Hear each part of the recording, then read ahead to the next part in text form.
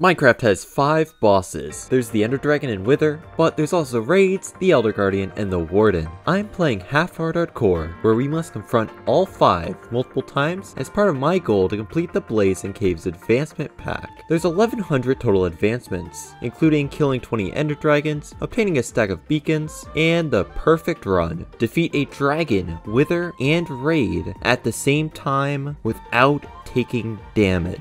Not like we want to take damage anyways. Welcome to the Half-Hard Hardcore Boss Rush. For those uninitiated, one of the largest challenges of this advancement pack is to stack all the blocks and items, which besides a few exceptions, is exactly what it sounds like. Of every item in the game, enchanted golden apples are one of the most difficult to stack. And because I just used one to survive the void, I only have one left in my 24 hours of gameplay. So we'll have to find ancient cities, which leads us to our first boss, the Warden. To be completely honest, the Warden isn't as scary as it seems. Not only do you get 3 strikes until it actually spawns, but when you do actually summon it, it takes a generous 5 seconds to spawn, and then even longer for it to notice you. More than enough time to grab your loot and leave its 20 block radius. It's more of a roadblock than anything, at least until it despawns after only 1 minute? The only real hindrance to us then is the darkness effect. We could potentially get lost and forget chests with enchanted golden apples. So what if we didn't have to deal with the Warden at all? Shriekers have a 10-second cooldown per player, so if say there was a piston moving a player's arrow in a controlled environment exactly every 10 seconds, this Shrieker would always be on cooldown. Add a chunk loader so this area is never unloaded, and ancient cities are now one of the safest areas in our world. The only thing to fear is myself.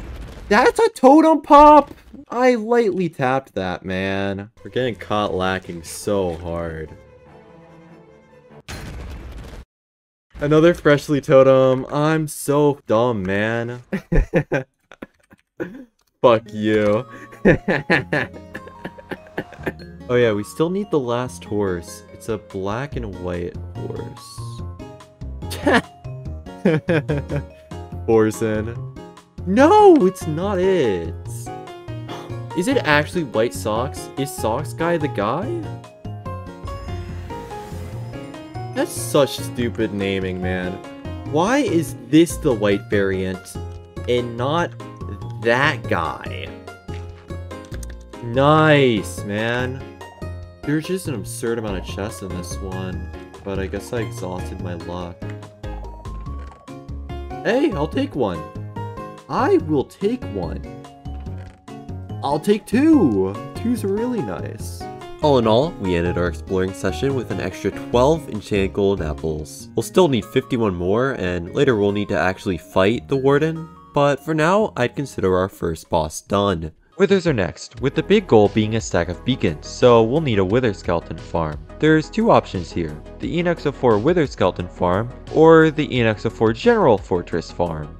I went with the newer General Fortress farm. Little did I know, however, there was a fatal flaw with this farm, at least for me. In order to safely build the farm and put in the wolves, it's recommended to go completely invisible. I would never willingly take off my armor in Half-Hard Hardcore, and at that point, invisibility just doesn't work. Dude! Oh, come on. Oh my god. Okay.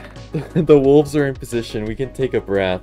Oh my god. Not to say this is a bad farm, but the Wither Skeleton specific farm that only uses 1 iron golem was probably better in hindsight if I can't take off my armor. But that's the hard part behind us, the rest of the build should be smooth sailing.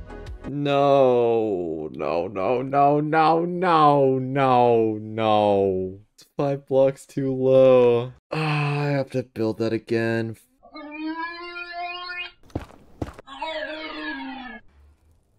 Oh?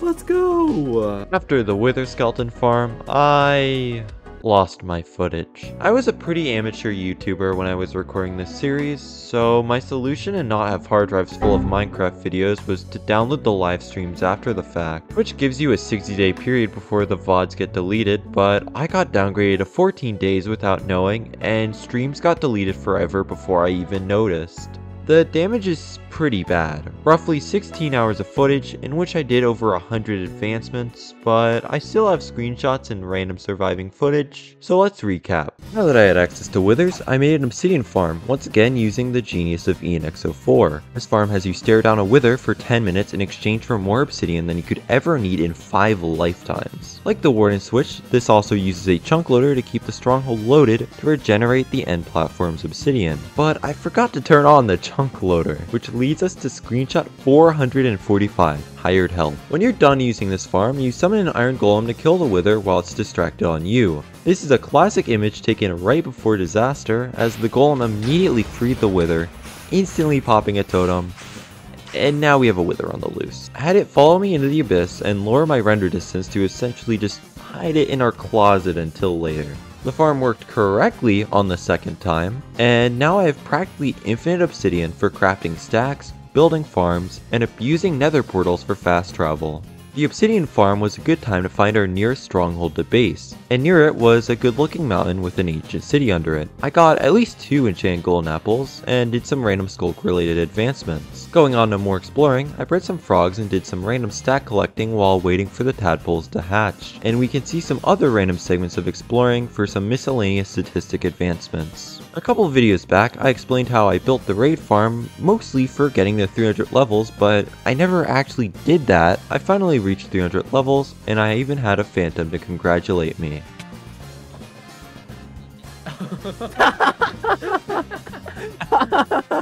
With 300 levels done, I now had plenty of resources to use. The levels themselves I put towards advancements in the enchanting tab, and progress towards ultimate enchanter, which is to collect every advancement at every level. When all was said and done, I was left with 42 levels. I put all the emeralds towards getting a master villager of every profession at my base, curing each one with this super cool zombie villager set up by QCOM. While waiting for villagers to cure, I put my iron farm to use by getting a stack of every anvil. Even with infinite emeralds, the fisherman was a pain to level up, which caught this humiliating moment, being so down bad that I fished for extra items to trade, but we eventually got it. The redstone from the raid farm went to redstone tab advancements, working towards a stack of every redstone item. There were some surviving moments like how I got the advancement for placing a painting by right-clicking a chest. A sheep farm I built before ancient city exploring, you'll never guess who made it, finally produced enough wool for stacks of all wool items. Overall, just a lot of things coming together from all the farms I've built. Footage I'm most disappointed to lose is the nether split, centered around an advancement for surviving 20 in-game days without leaving the nether. Of course, you could just leave your computer AFK for the night and call it a day, but I find it more interesting to minimize time spent AFK and really plan to spend the 20 days to its fullest. While interesting to plan out, this split has some of the most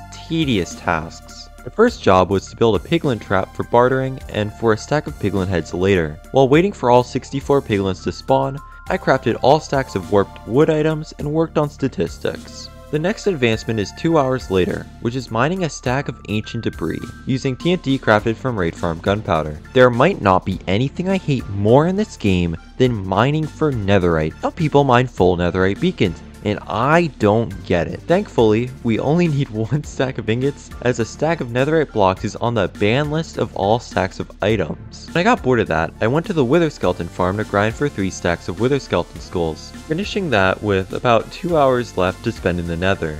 I'm pretty sure I mined for more ancient debris until I had 1 hour left, which is when I flew up 10,000 blocks to glide 125,000 blocks and end the 20 days with the advancement a million blocks away. But before I left, I made a stasis chamber. If you have friends, they can flip a trapdoor above a suspended pearl to instantly teleport you home. For our single player world, however, we'll need some redstone to flip this trapdoor for us. So what is a button we can press from any location in the world? That button is the save and quit button. This armor stand with frostwalker boots only freezes when the world is reloaded, giving us a way to trigger redstone from anywhere in the world. To prevent random game crashes sending us home early, I added some logic to only teleport us if I click save and quit twice within 1 minute. And so we instantly teleport 1 million blocks home and finish the final stream of lost footage with some miscellaneous advancements back at home. If you don't mind me asking, could you check if you're subscribed? These videos take months of work to document this challenge, like recreating the lost footage I just went over. So any support tells me you want to see more, and of course lets you see more. Thanks. Now, we're finally off to the end for the boss rush. This split has some of the hardest advancements yet, including, but not limited to, the aforementioned perfect run. There he is. So, oh shit, he's going down! He's chilling! Ah! Idiots. God, I wish all my proms were like that. Later, idiots. Yeah! The ETA on this one. I'm really hoping to get it done before 170. Rotten hell. Between this rogue wither and the one I gave a fair fight, I'm kinda sick of these guys. If we're gonna kill 61 more withers, we gotta stop messing around.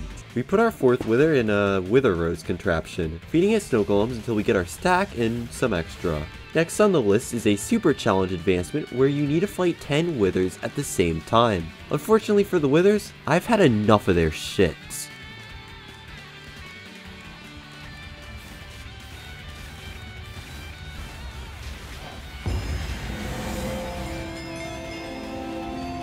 Alright, how many was it?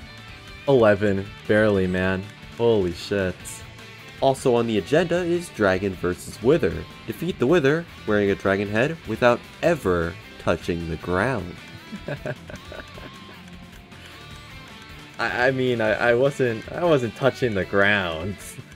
Last but not least, it's time we go for the perfect run. This advancement took fellow YouTuber Dima 18 tries. But we have no margin for error, so let's do some planning. As we have established, the Wither is completely neutralized, and I come from 4 years of speedrunning experience, so if I can't beat the dragon without taking damage, there's bigger problems at hand. But what about the raid? Taking a page from the raid farm, we'll start the raid in the middle of nowhere, so we are in complete control of the fight. Without further ado, we get Bad Omen, get the Wither in position, and summon the dragon.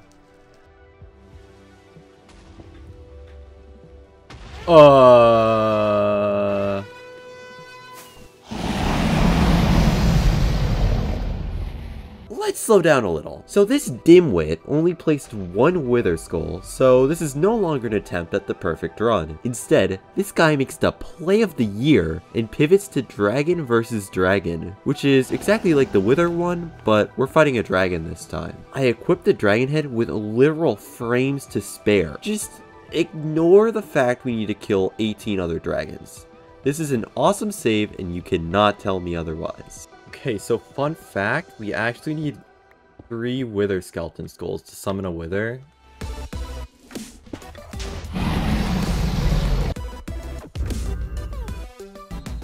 How difficult is this to do without getting hit? Impossible without golems. The Vexes will bite your ass off. Unfortunately, it is literally impossible without golems. Unless someone else out there does this without golems, it is impossible. Even if someone does manage to do this without golems, it is still impossible.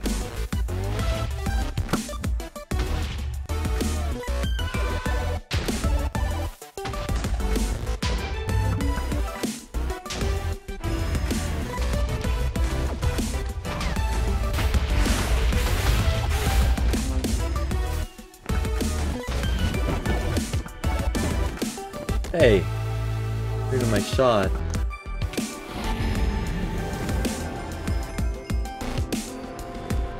I'd like to make an apology. Dima, I did you dirty. If you're looking for more content on this advancement pack, I heavily recommend Dima's casual playthrough.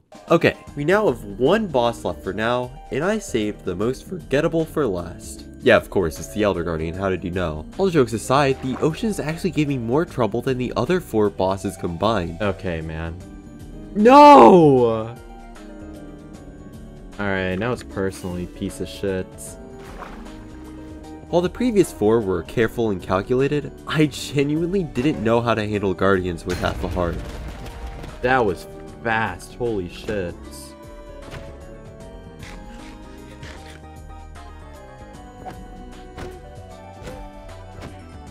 I really underestimated that guy. I thought they took forever to charge.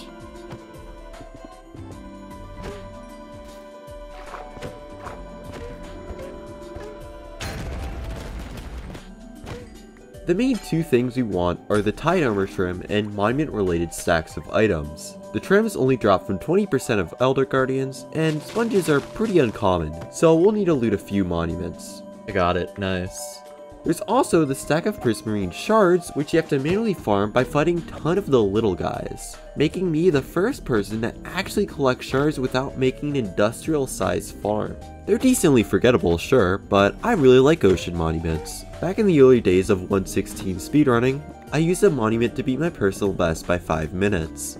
There was also a very short period of time where it was considered the meta to grab a cow and boat to a monument. To get to the center, gold blocks and trade those with piglins. You brought the cow to remove the Elder Guardian's mining fatigue, and I just think that's neat.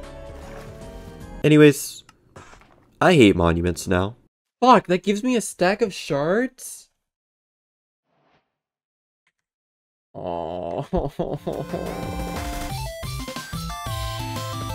Hey everyone, I appreciate the patience. I've had a busy summer, but if you're interested in updates for future videos, I heavily recommend checking out my Twitter, and of course you can catch all my gameplay live on Twitch. Thanks for watching.